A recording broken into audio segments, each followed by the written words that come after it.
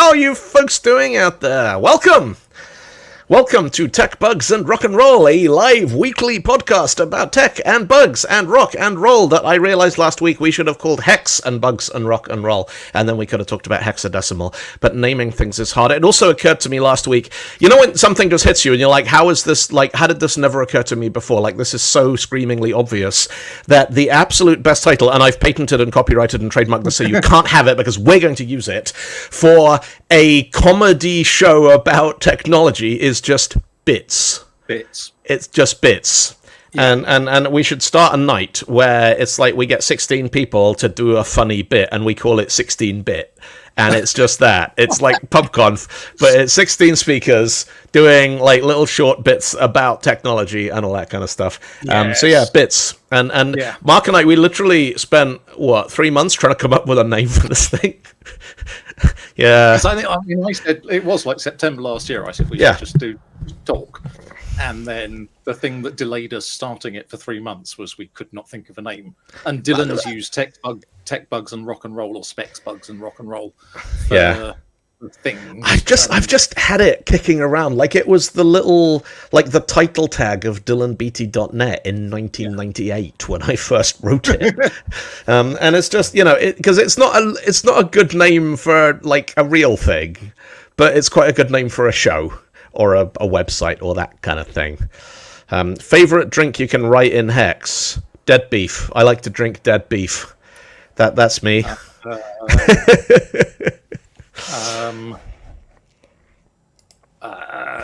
No, can't do that. Eggs.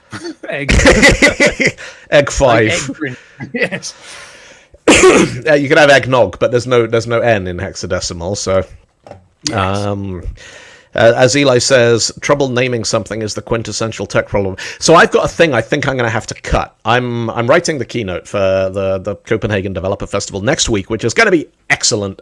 And it's always this balance, because it could very easily be a 1 hour talk that's just hardcore parser, grammars, theorem, interpreter design. It could be an hour of code. It could be an hour of the history of esoteric languages. It could just be an hour of Bon Jovi jokes. Like, any one of these things, I easily have enough material. I think this is going to have to grow into like a one-man show, like an evening of something or other, and then I can take it to Edinburgh and tick that off my bucket list, because with Dylan Beatty. I think I've got enough money now that I can afford to go to Edinburgh and lose a small fortune on selling no tickets to a show in the afternoon that nobody goes to. No. Why? No. Yeah, is that not the done thing? I have no idea how expensive it is to put on an Edinburgh show. So you have to hire a venue. Yep. And people are actually going to kind of go, oh, if he's there, then he's probably good. So you want something like the Pleasance Attic, or something like that, which is not cheap. But actually, the thing that kills you if you go up for the full 3 weeks is rent. Yeah. Because Airbnb. Do Airbnb do surge pricing like Uber? Yeah. But yeah, renting anywhere, staying anywhere in Edinburgh in August costs. I spent. How much did I spend on my Edinburgh show? Bear in mind that this was in a crappy venue. It was a Firkin pub. With another person who paid their share of it, and I think I still spent nearly 10 grand. Yeah. I was thinking you've got to be prepared to drop 5 figures on doing it. Yeah. And you need quality flyers and posters up around the place as well. So I was in Edinburgh very briefly. I was up in Scotland visiting family a couple of weeks ago, which was difficult because every hotel in Stirling is currently full because no one can afford to stay in Edinburgh because the Fringe is happening. For folks watching the show who have no idea what we're on about, every August the entire city of Edinburgh becomes the biggest comedy festival in the world. It's an arts festival generally. So the Edinburgh Festival is arts and theatre and that sort of thing. And then you've got the Fringe, which is almost the biggest part of it now, which is all the comedy. Yeah. And, there are arts festivals, but what makes Edinburgh unique is that it is this, so many, household name stand-up comedians will have got their break doing an Edinburgh season or two. I did 3 years. Yeah. Hey, Peter, welcome. But no, I ended up. I saw Johnny Vegas in his breakout show, like the first time anybody had ever heard of Johnny Vegas, and it was one of the funniest things I've ever seen. He had a potter's wheel on stage, and he threw a pot, and yeah, it was. And yeah, I saw so many people in Edinburgh who these days are just all over your telly and everything else. Yeah. And the atmosphere of it's just fantastic. It's electric. It's wonderful. So whenever I go to Scotland now, I do this thing, shall I take a train or fly? Because obviously flying is terrible and bad for the planet, but it mostly gets you where you're going within an hour, whereas taking long-distance trains in the United Kingdom is for days when you hate yourself and you know exactly what you did. Yes. And I decided to take the train this time, and on the way up it was fine, and it was lovely, and on the way back they're like, oh, there's problems, just we don't know, just sorry. You cancelled your train. Maybe there'll be another one. We don't know. Yes. So I got my dad to drive me to Edinburgh in the hope that from Edinburgh I could find a train back to London. And I was walking through, where the underbelly is, and full swing, people flying around. Like, I could just sack it off. I could just there's got to be a train back at like midnight or something. I could just spend the whole afternoon going to comedy shows, but I did not want to get stranded in Edinburgh when I knew there would be no way in hell I would get a hotel room the same day if I got stuck there. I slept in Prince's Gardens one night, not on purpose.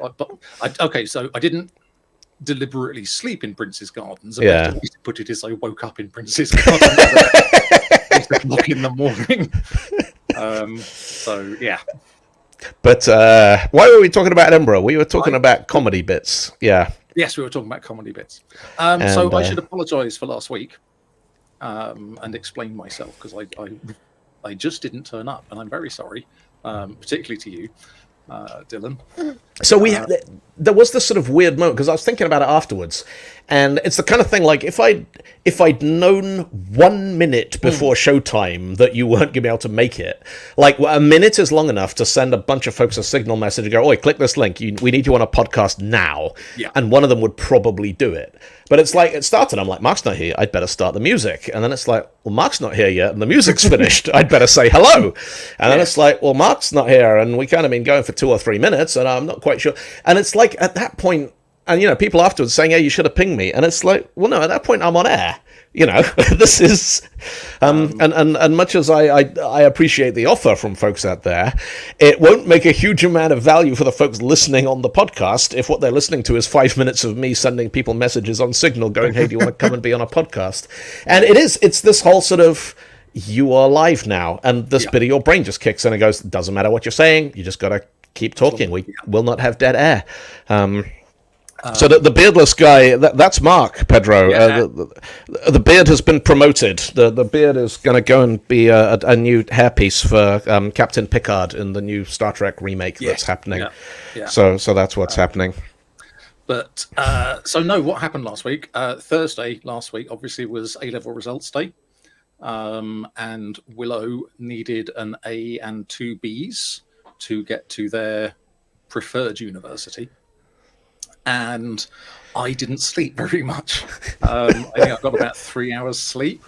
I was definitely still awake at 3 a.m, and I woke up not long after 6. And so at 2 o'clock, I went, I'll just go and have a nap for an hour.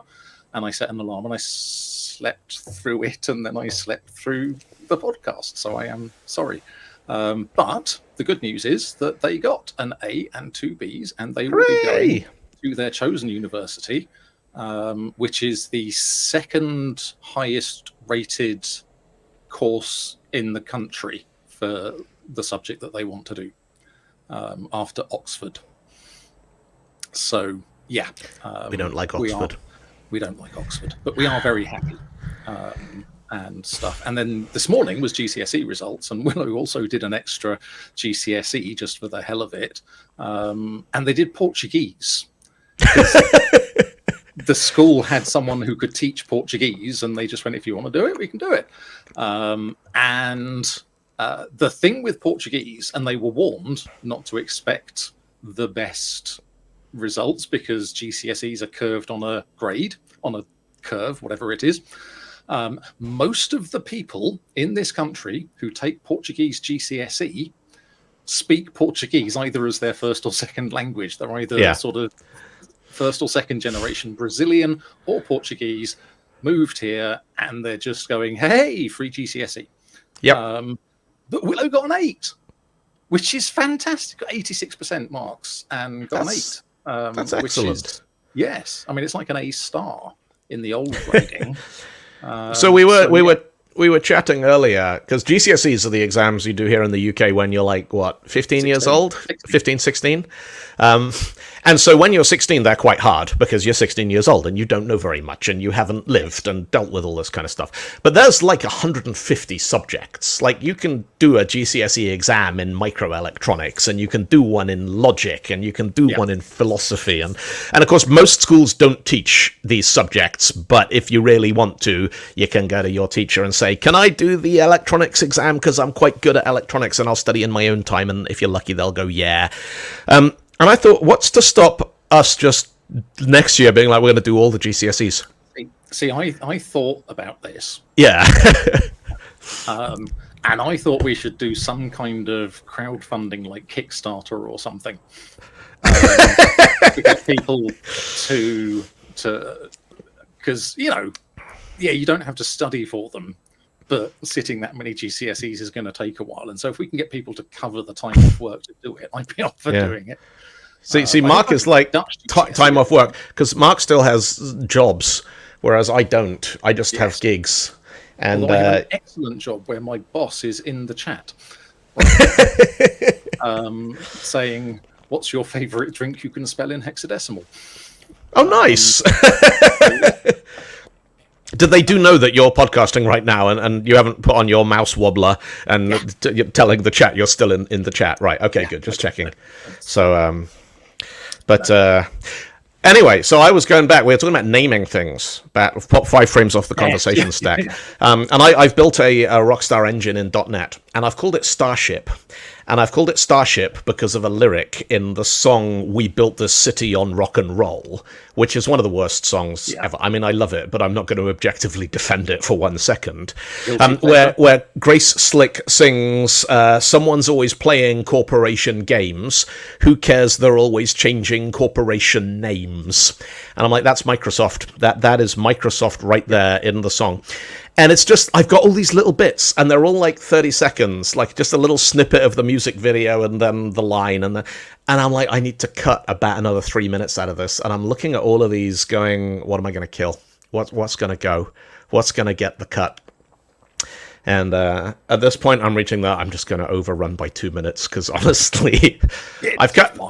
Yeah, this was over 100 minutes at its peak before I started chopping bits. As all my talks are, because I always write too much and then hack them back to the bits that are good enough to make the cut. So, yeah. So yeah, that's what I'm doing on my birthday, is making PowerPoint slides and writing keynotes and writing YouTube scripts and trying extremely hard to make sure that the only things I have to do in Copenhagen next week are the things I have to do in Copenhagen next week, because they're happening next week in Copenhagen, and that everything else is either finished or kicked down the road until after I get back. I'm making my workshop more interactive, which is taking quite a lot of time. I'm adding some more slides to the Albatross talk. Digging more into Agile as a thing generally.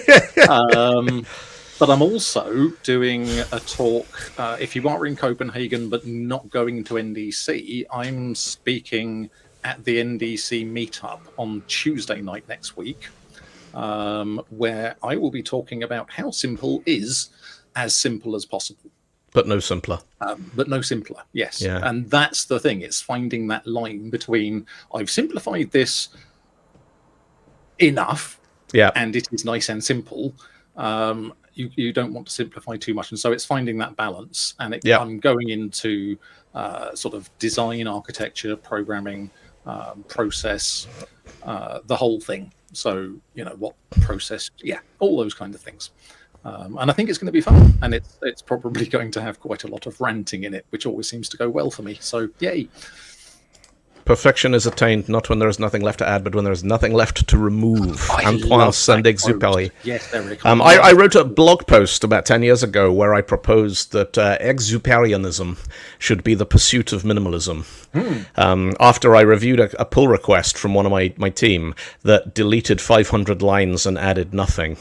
Yeah. And I was like, this is so nice. Yes, absolutely. Yes. And, I was like, it's a good thing we're not measuring productivity on lines of code. Because you should measure productivity. Lines of code added count for 1 point. Lines of code removed count for 2. You shouldn't measure productivity. It's a terrible idea. Well, you also shouldn't measure productivity. Yes. Was it done? Did it done by? Yay, well done. Have the rest of the week off. No, Saint-Exupéry was he's best known in English as the author of The Little Prince. Yes. But he was actually an aircraft designer. That's what he made his name, designing airplanes, which is a noble profession and pursuit to do. Yes. No, I do. I love these. What do you call them? Polymaths? Yeah. You kind of go. Not only. Who's the other one? The Microsoft guy, Mark Russinovich. Yes. I read 0 Day, and yes, it is annoyingly good. No, it is. I like the novel. The novel, the fiction novel about InfoSec. Mark Russinovich novel. I yes. really enjoyed it. I didn't. I thought it was terrible. I thought it was so bad that if you put a gun to my head and said you have to read 0 Day again or you have to read Digital Fortress by Dan Brown twice, I would read Digital Fortress twice. Ooh, that's not good. Yeah. I thought it was an absolute, like, the technical accuracy. Well, yeah, fine, all right, plausible.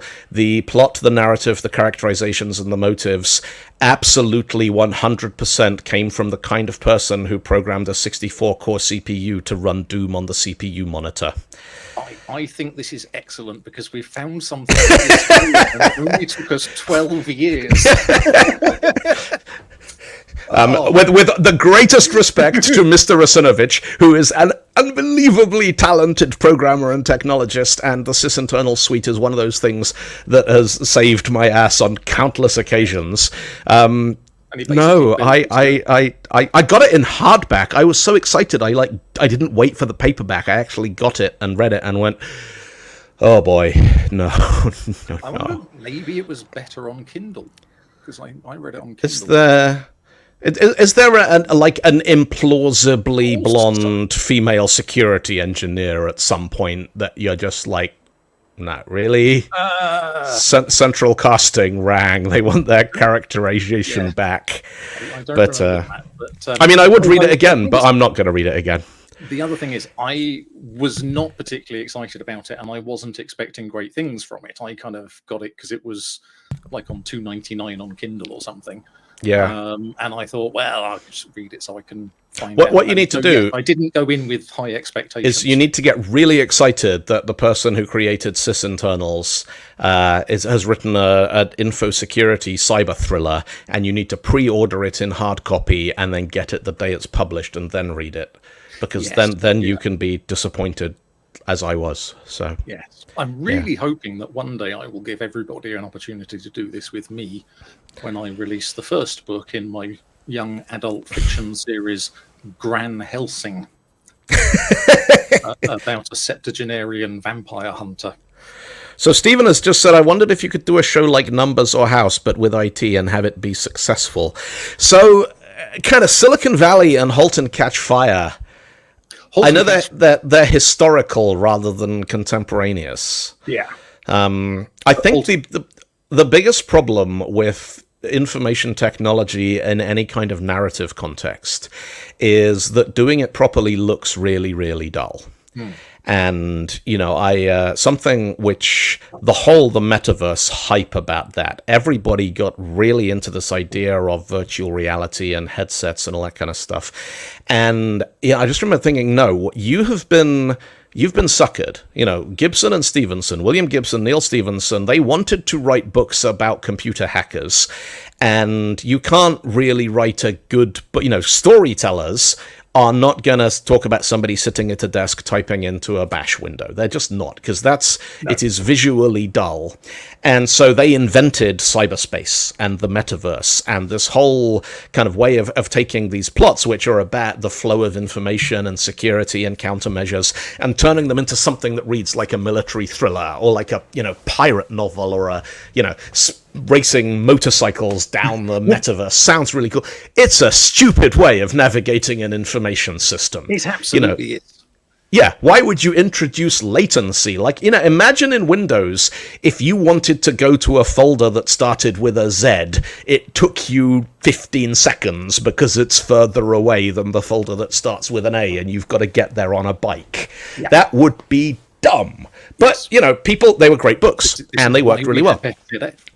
And Hollywood went, we can kind of work with that, and has almost, the first Matrix movie, the only Matrix movie, that Matrix movie that they made about the Matrix. Movie in 1999. I really wish they would make some very, very good sequels to that. Which had nothing whatsoever to do with computers. I mean, there's the Green Rain, and there's a jack in the back of the head, and the rest of it is a kung fu movie with motorcycles in it. That's it, But, I was not the only person who went out and bought a black leather trench coat and some mirror shades because I was doing computer science and I wanted to look the part. I took one of the posters to my hairdresser and I said, I want that. And he went, you don't have that face shape. You cannot carry off that Keanu Reeves haircut. Possibly the Ted one, but yeah.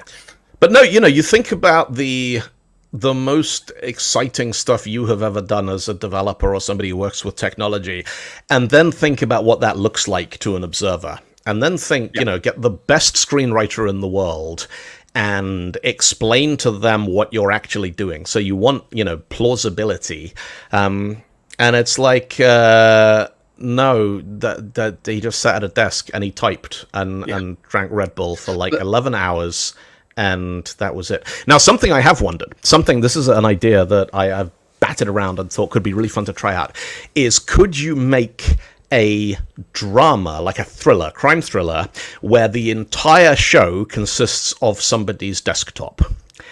And so it starts with them logging in and opening their email, and they got a message from somebody, and there's there's chat running, and they're Googling stuff and looking things up and sending people messages, and maybe, you can get Zoom calls coming in and those kinds of things, and maybe there's a BBC iPlayer window with the news going on.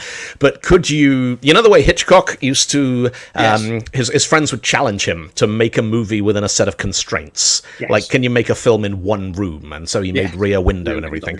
Could you make a film? So Eli says there was a horror movie recently that used that film. Well, cool, it's done. We'll tick that off the list and move on. No. So the horror movie, there's been a few horror movies, but they are basically based on chat. It's kind of like they invite a demon into the chat and it all that sort of thing. The idea of one person's screen. I don't think has been done. But no, what you were saying about the sort of making hacking cinematic, because I did that. Everything I know about computers I learned from the movies talk, and I sat through everything. And then last week I voluntarily chose to watch Hackers again with Johnny Lee Miller and so Hackers is on Amazon Prime for another 17 days or something. And I grabbed it because it was showing in the Leaving Soon. Because I do want to write the book for Hackers the musical. And the thing is, so I hadn't seen, I'd seen it when I was doing that talk, and then I was sort of thinking, is there anything they can't make into a musical? Because you've got Mean Girls and Heathers and Beetlejuice and all these different things. And I thought you could do Hackers the musical. And then when I sat down and I watched it, so it's terrible. Don't get me wrong, it's a terrible movie, and it has exactly that thing where the operating system of the giant supercomputer that they're trying to hack into, where the sysadmin is a guy who calls himself the Plague. I think his actual name is Eugene or something. But they've all got actor names. But yeah, it is. It's this kind of vector graphics, high-rise buildings things, and all the files are kind of just attached to these huge blocks, and you have to go flying around looking for them and everything else. And it is just the worst kind of nonsense. But while I'm on the subject, chat, would you go and see Hackers the Musical?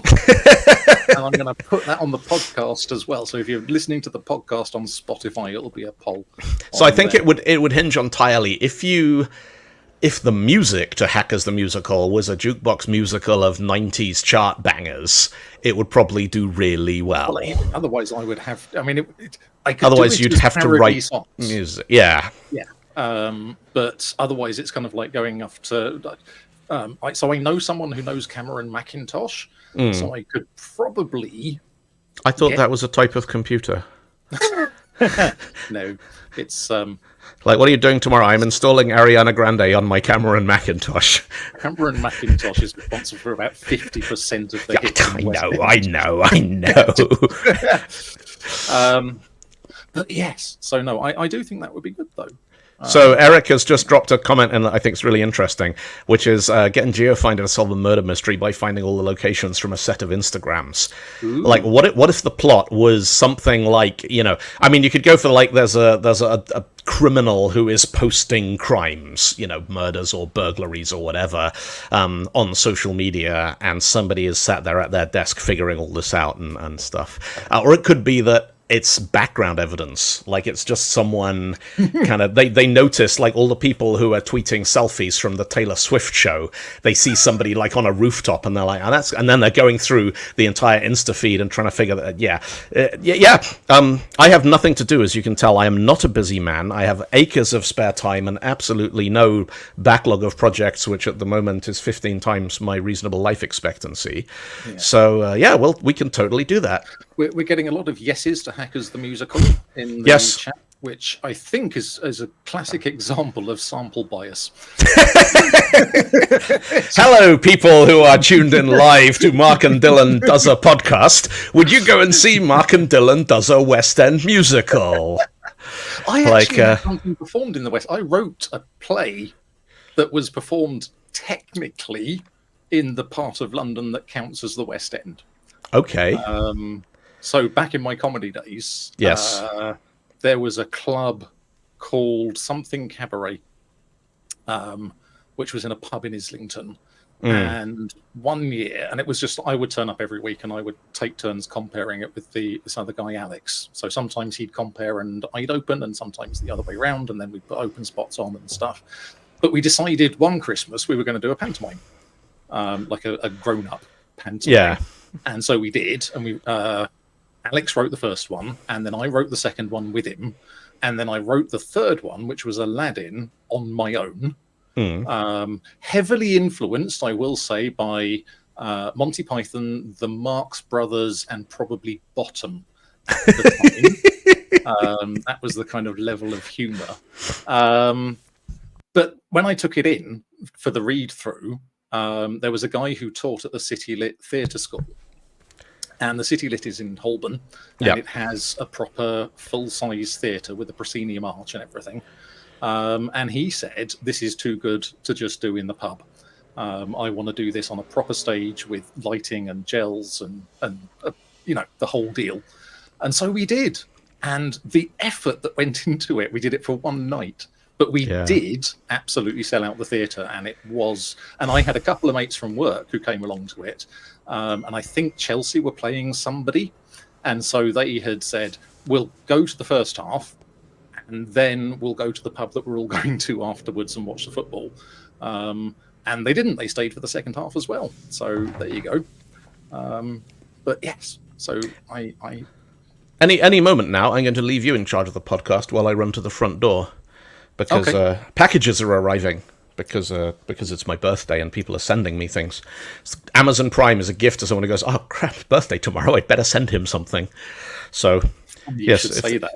There might be something tomorrow as well. If you hear a ding dong and I leg it, then that's a bit. I will be back. I haven't gone to have a nap for 3 hours. It's fine. So well, if you do, then I will just start ranting about why developing for Apple platforms has to be so bloody difficult. So here's a question, actually, about developing for Apple platforms. So I have one Apple device. I have a MacBook. I've got a MacBook M1.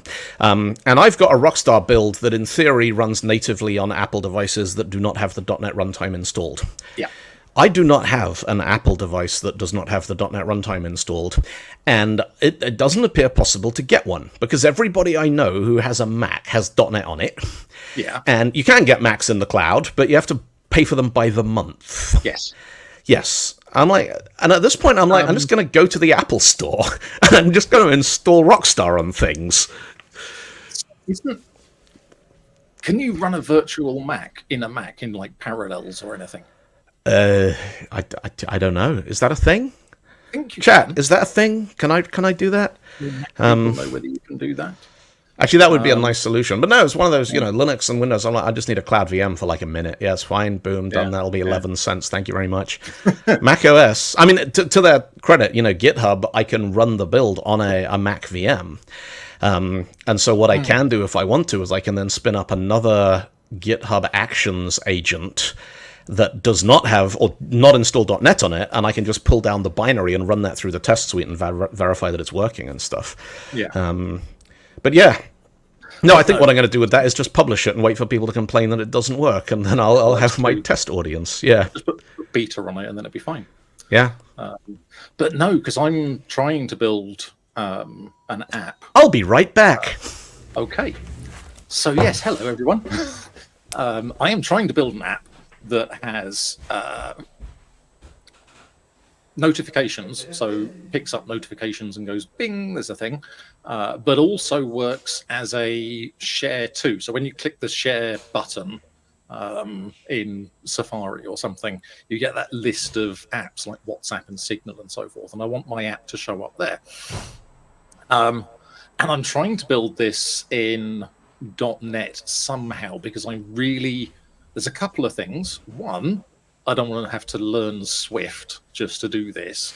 But two, I'm doing some really weird encryption and decryption stuff, and I'm not 100% convinced that I can implement the encryption, decryption that I'm using in .NET in Swift, because I'm using a very specific elliptical curve algorithm. So anyway... if you can prove that there's a corresponding modular function, then you can win the Fields Medal. Yes. Like that. Maybe sort of, since I'm not even prepared to put in the effort to learn Swift. But no, the thing is, if you actually dig into the way Apple apps are built, you build the main app, and then they have this thing called extensions, which is like a thing that goes alongside your app, but isn't. And in Maui, in Uno, in Avalonia, you can create an app, no trouble at all. But creating the extension for it is not a solved problem. Let's put it that way. And then you've got this whole thing where whether you want to build a sort of desktop application for Mac OS or for iOS or iPad OS or Watch OS or TV OS or whatever it is, you have to have a Mac. You have to install Xcode, which is possibly the worst IDE I have attempted to use since Eclipse.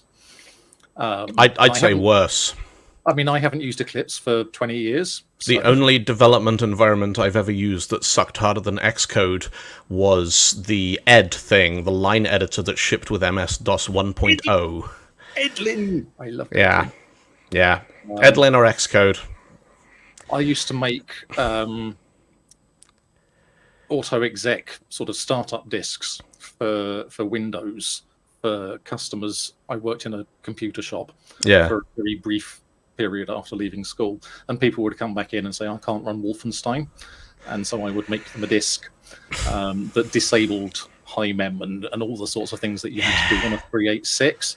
But we didn't. The only editor that was available was Edlin, so I would write these things a line at a time. It was painful. But yeah, and it's just Apple, I mean, there's nothing that special about Apple computers. They're ARM chips. They've got memory. They've got SSD. They are essentially PCs. There's very little difference between them and the new Snapdragon PCs. And yeah, it's just Apple going, we don't actually have to fix this. We're doing very well.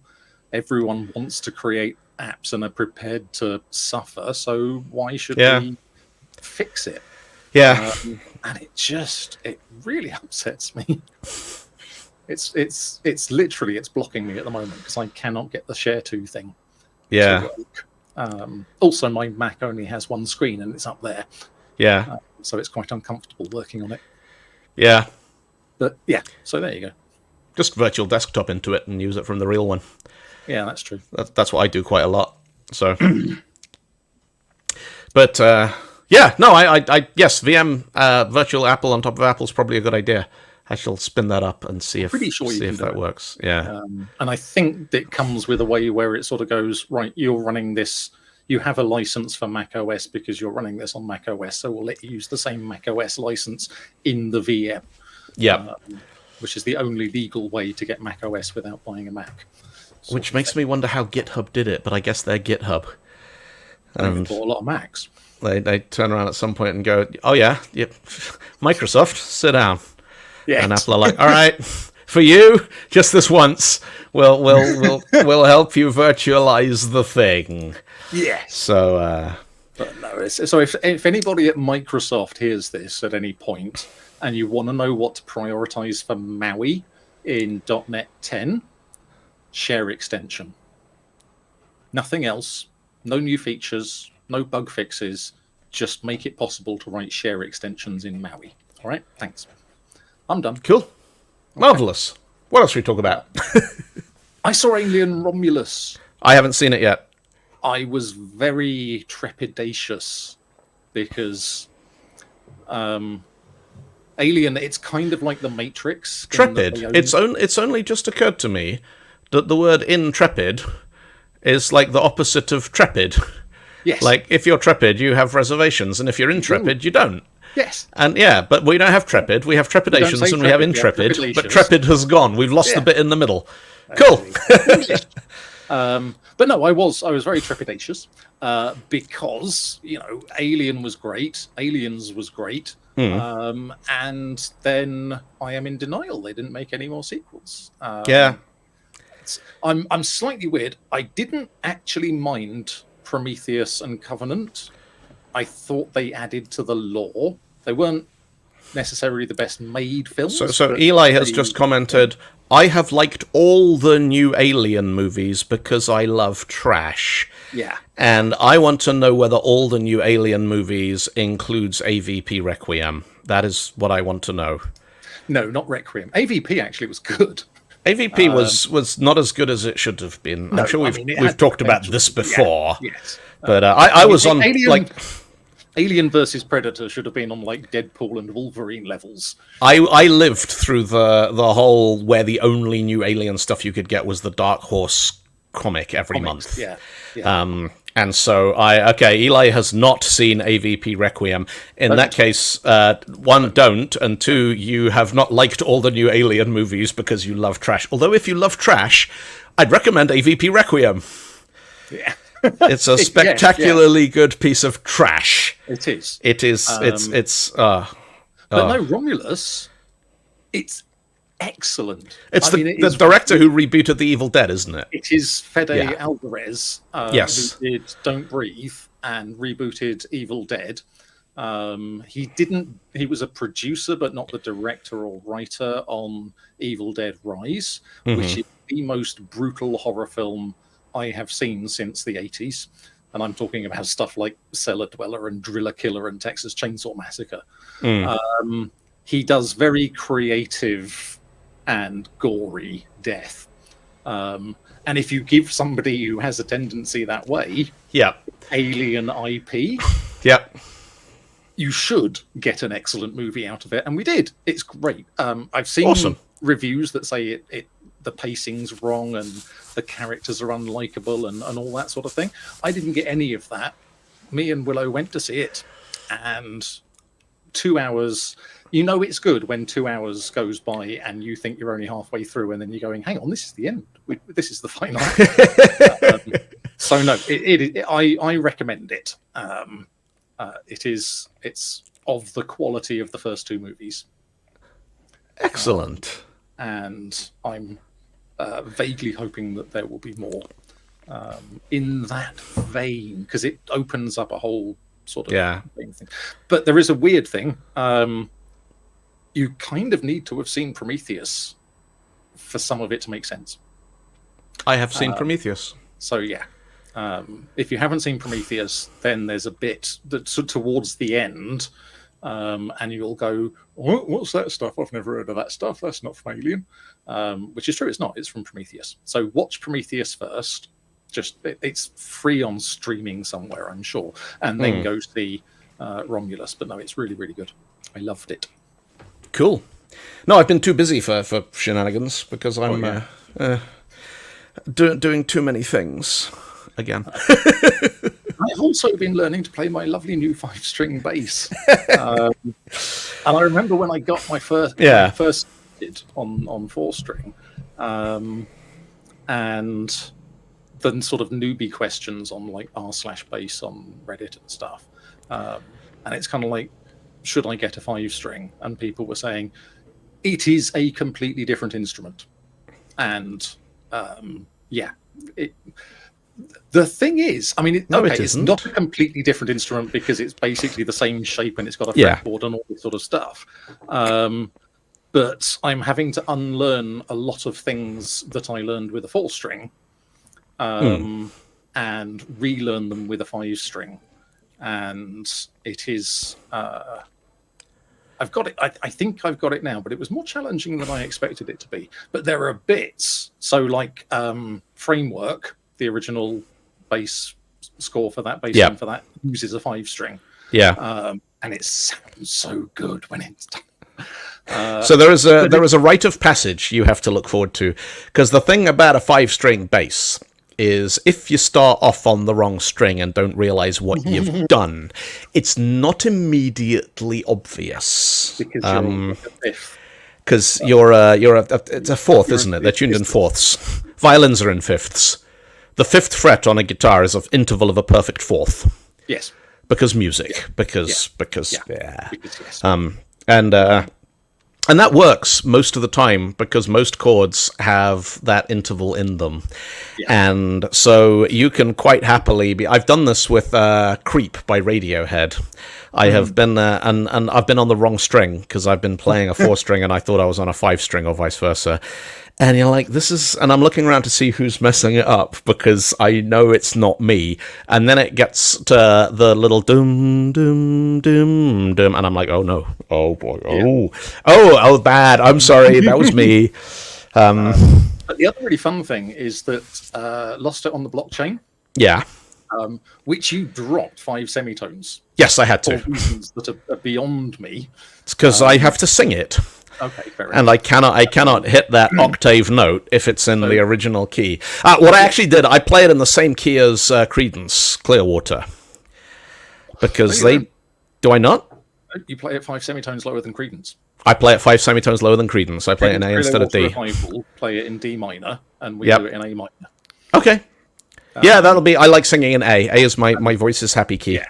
So the tab on Songster is for a 4-string bass, and it's in D. And so if I just pretend that the top string is the one that's missing from the tab, then I can just play it from that tab, but on the B and E string and the A string, and it's fine. So yeah. There was a comment on one of the guitar subreddits the other day from someone going, I found this tab online. How do I play at the -2nd fret?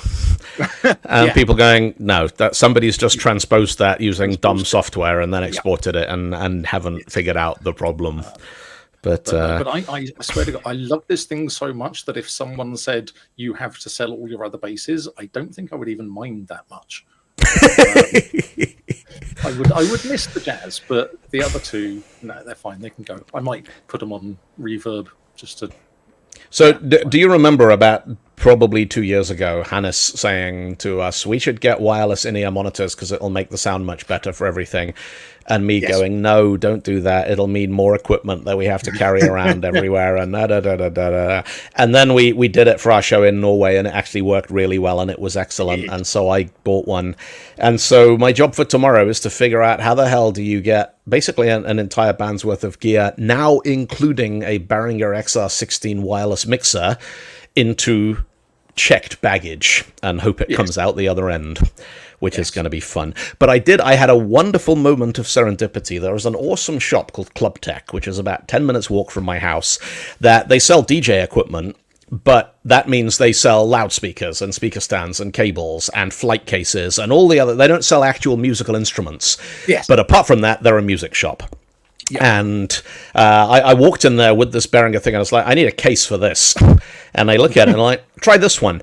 And it just fits perfectly. It's so good. It was absolutely like if you hired someone to tailor make you a case for a Behringer XR16 desk, you would not get a better fit than this.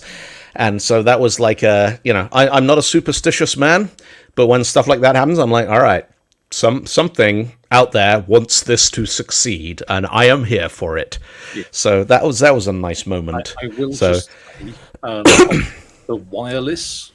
So mine is not wireless. I attach myself to the mixer with an 8-meter XLR cable, because if you spend like 500 quid on an IEM system, a wireless IEM system, then it will work. Yeah. But what the Bluetooth ones, particularly the 2.4s and the 5.8s, and the cheaper UHF ones, they compress the signal. And how do you compress an audio signal? You take out the extreme highs and the extreme lows. And it means that, and we saw this at NDC London when I did Reply Guy with Heather for the first time, which is in drop D, and it is mostly, there's a lot of the actual D in there, and it was just horrible going through. That was with a wireless thing on the bass itself. Yeah. And so I had to plug in with a cable. But yeah, same applies to IEMs. So yes, if you are a bass player and you're looking for wireless IEMs and you can't afford 500 quid, just get a cable. So the thing about it that has absolutely kind of clinched it for me, as this is the correct way to do it, is my hearing is shot. Around 2 kilohertz, my hearing just drops off. So when I listen to music in my house, I crank everything above 2 kilohertz so I can hear the cymbals and hi-hats and stuff. I don't hear crickets, like out walking at night. I just don't hear them. I haven't heard a cricket in 20 years. But with this, I can re-EQ my own mix, so I can hear, like, crank the treble and everything without the audience or the rest of the band having to hear the cymbals really, really loud, because it's hard to keep time when you can't hear the hi-hats. Yeah, I have learned this. It's a difficult thing to do. I mean, I have the drums. Yeah, double the volume of everything else. Yeah, because I am just basically bass, just adding tone to the drum. Making the kick drum sound like it's actually hitting notes. It's you hit the root note every time they hit the kick drum, and you're 80% of the way there. Yeah. And then they go, do you want to join our reggae band? And you're like, oh, this is the other 20%, clearly. Yeah. So I remember when I was at college I was studying music production and, session playing and everything. And one day they're like, okay, we're going to do a reggae song. And I'm like, a bunch of white kids at a Catholic college in Bristol. All right, we'll give it a go. And I'm like, what's the cheat sheet for reggae? And they said, just don't play on one. Yeah. And I'm like, oh, all right. And obviously there is so much more to it than that. But that, just break that one habit. You're like, no, just whatever you're doing, don't play on one. Yeah. And that was fun. Yeah, when we did reggae for a few weeks in my bass lessons, that was the... Yeah. It's kind of like, so everything I've taught you about rock bass and pop bass, forget that. Yeah.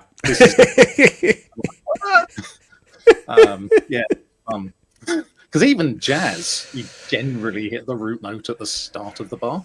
Yeah. But yeah, reggae is so weird. So I've been having lots of fun with YouTube. So I decided a couple of months ago I was going to do YouTube videos. And like everything that I ever do in my life, it started out as I'm just going to like switch on a camera and I'll talk. Like I'll do like a 15-minute, hey, this is what I've been doing and this is what I've been working on and stuff. And after a couple of weeks of sort of doing that, I started something that has always, not pissed me off, but something I have always been aware of is that folks like you and me, we put a lot of time into creating and crafting presentations that then end up on YouTube on somebody else's channel. Yes. And there is not a massive amount of money involved, and there's not a massive amount of recognition involved, and I do get quite a lot of inquiries from people going, we saw you on the NDC or the Build Stuff YouTube, and we'd like to book you for a keynote. But I've always sort of been, there is a creating content that is going to be delivered on stage in front of a live audience, to me, is a different thing to creating something people are going to watch. And so what I've been doing is taking some of my old presentations and kind of doing like a director's cut and taking like a 10-minute snippet and then going, well, let's put back in all the things that I had to cut to get this into an hour. And I'm going to end up, so the talk I did about plain text, I think that is about to kind of come in. I got 2 more episodes of that to do, which I have to film before I go away because I don't want to be doing YouTubes in Copenhagen next week. So I got to get those done tomorrow. But it's quite a nice format because it's, I probably a 90, maybe 100 minutes of content versus a 50-minute conference presentation. And so you have time to go into all the little detail because you're like, if you don't like it, you can fast forward or just stop watching. I don't care. I don't have to look at you being bored, which is the worst thing in the world when you're on a stage and you realize that you've pitched this wrong. And you're like, you all look like, I can see your eyes glazing over and I've got another 18 minutes of this. Here we go. So, but what I've discovered is computers aren't fast enough, not remotely, not even like my desktop computer, which is like an Intel i9 with an NVIDIA card. It needs to be 100 times faster at least for what I want to do with it. And how have we not fixed this yet? How is this still a thing? What do you want to do with it? Green screen and visualizations. I want to go into After Effects. So I script it, then I record me talking to camera with a green screen behind me. I pull that into After Effects. I take out the green and I put in animation. Like sometimes it's just PowerPoint slide. Sometimes it's like PowerPoint slide, and then I'll use After Effects to draw little animations over the top or play video clips or those kinds of things. And it takes about an hour, between an hour and 90 minutes to encode a 12-minute video. And the only way to actually edit it is to reduce it to 1/16th of its playback resolution. And that way, most of the time, and sometimes you just hit playback and nothing happens for 30 seconds because After Effects is having a little think about what you did. And it's the same on, I got the Apple Silicon MacBook as well, and that's the same. Like you hit play and it's like... So they got the M4 Mac Minis are launching soon, and those might... So I'm thinking, probably not enough. Yeah, and I'm sort of thinking, first port of call with this is just to max out, go onto Quiet PC and like, yes, what is your biggest Ryzen, please? I know you have the Threadripper. Do you have the Thread Mangler or maybe the Thread Crusher or the Thread Destroyer of Worlds? You probably want the 9950X, which has just been released, and a 1490. Graphics. I mean, that's the thing you need to spend the money for this. Because After Effects is heavily GPU accelerated. And so, 4080 Ti or a 4090. And 128 gigs of RAM. And 128. I mean, why would you have less than 128 gigs of RAM? Well, you can't have more than 128 because they don't make motherboards for normal computers that you can fit it in. Because I was looking yesterday. I'm like, I want more. They're like, no, you can't have more. I'm like, I don't want a server in my house. I'd have to put it in the other room and punch a hole in the wall for the wires. But no, I'm considering just the motherboard and the processor and new DDR5 memory for my main box, because I've got a 5950 in there at the moment, so I'm kind of 3 generations off now, so I need to fix that. This is like that bit in Hackers where they talk about having the 686 CPU, isn't it? Oh, the Pentium 6. Oh, the Pentium 6. Yeah. It's the P6. It's the one with the RISC architecture. RISC is going. Do you know the thing that really annoys me about that is Angelina Jolie says RISC is going to change everything, and the thing that annoys me is she was right. Yes, because ARM that chips happened. are RISC Yeah. chips, and it took a while. It took it took Apple coming along and inventing the iPhone, but RISC chips really. So I stumbled across another little example of historical serendipity reading the Intercal programming manual for my keynote. What I think is the earliest example of a actual rock and roll song lyric showing up in a programming reference manual. The way you tell Intercal, like a no-op, a null instruction, is don't give up. Oh, yes. Which was then a smash hit in 1986 for Peter Gabriel and Kate Bush. And which I think is the earliest example I found of actual... Because, Intercal's 1972. It was... COBOL had a relatively verbose syntax, but other than that, there wasn't a whole lot of natural language influence on programming language design. No. I've got a bit about John Backus and Fortran, and then I kind of skip over all the rest. Yeah. Well, because otherwise that would be my talk. Yeah, well, the Fortran stands out as the first example ever of a language designed to be written by humans and interpreted by computers. Yeah. Which is how that one kind of made the cut. And also, there's a joke in there about how they didn't have to choose what language to build Fortran in because there weren't any. Yeah. I think one of my favorite things about Fortran, so nobody had ever built a compiler. This was like an entirely new idea. And so they built the first compiler.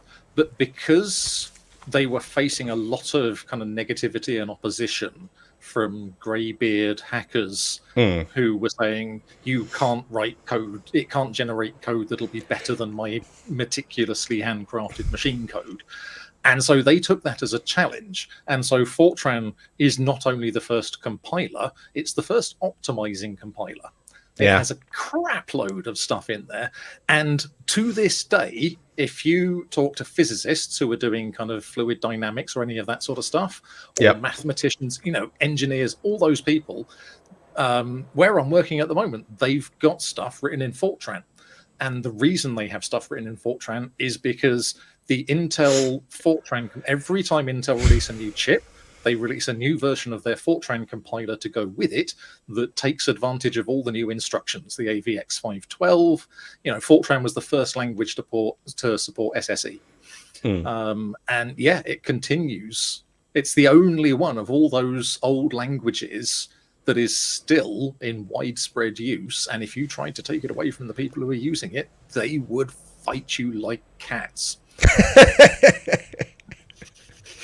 I'm not entirely sure how they would. I mean, they would fight you like my brother's two cats attacked my dog when we took her over to their house. So Eric, who I'm presuming is your boss, says the reason they have Fortran is I'm the one who wrote it. Yes. Awesome. But also because it is just we're in one of those environments where speed is worth money, performance is worth money, and so you find the best solution for various things. And if what you need to do is process a bunch of numbers and come up with an answer, then Fortran is probably the quickest way of doing it. Still, to this day. And it still runs on IBM mainframes. Yes. Which apparently people don't like because of a lack of familiarity. I'm like, well, that's no surprise. It costs $150,000. Exactly where are we supposed to get one to play with? But yes. And as Eric says, it also has matrix operations built in, which have I think they're coming in .NET 9. So it took Microsoft 25 years to add those to .NET. Rockstar has matrix operations built in, but they're not very useful. I didn't want multiplying a string by a string to give you back nan, so instead I implemented matrix arithmetic.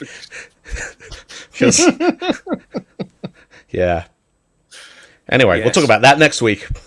So next week's show is going to be live from Copenhagen at a slightly different time, which will either be later or earlier, depending on scheduling and time zones.